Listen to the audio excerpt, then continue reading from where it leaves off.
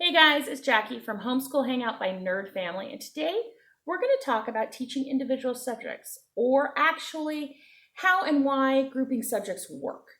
If you like homeschool how-to videos, do me a favor, give this video a thumbs up. It really helps with YouTube. Subscribe.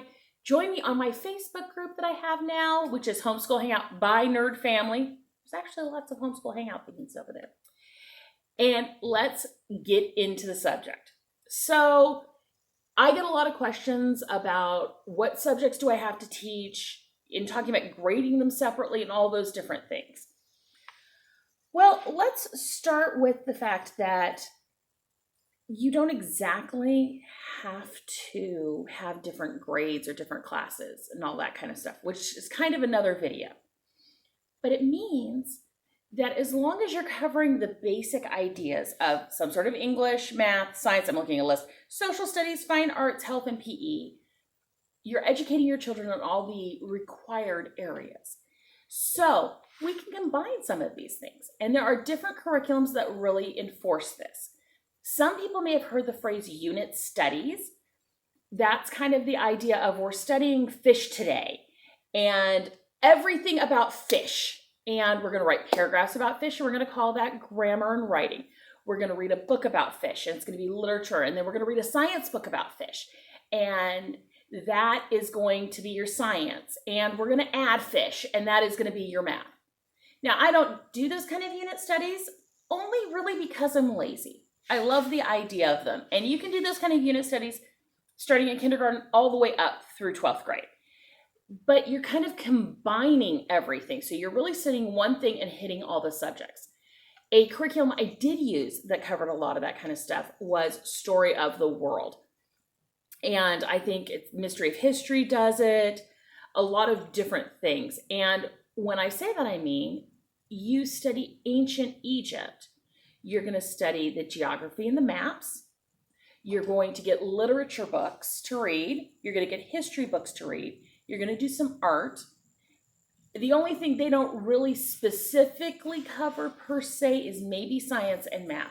But even in then, you are going to read about different Egyptian scientists and different things that were going on at that time period in science.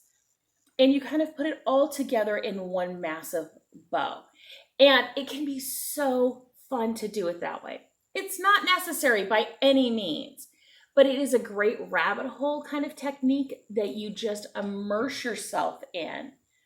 And it's fun. You don't even have to oh, okay, now I'm going to go pull out my writing homework. And now I have to write a paragraph about some random thing.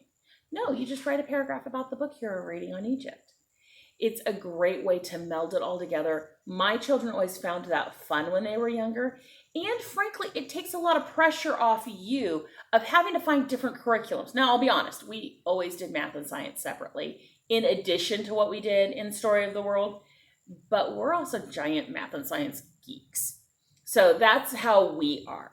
That was a personal choice, but we really, really liked it.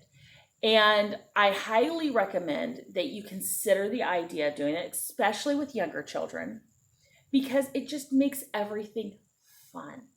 And it lets you learn more deeply about a subject. My personal favorite things about it is the idea of when I'm reading Egyptian literature, and I'm using Egypt because that's kind of where you kind of start. When you start reading the folk tales and you realize where they take off to, you read the mythology, which really highly influences social studies later. And you get all the history and all of that together. You get a more cohesive picture of what you're studying too. It's an interesting and fun way to go at it. There's no pressure. You do not have to do that way.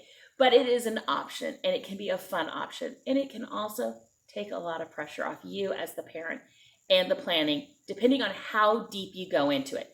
This doesn't have to be a lifestyle choice. It can just be a one-off. You can also just group certain subjects together.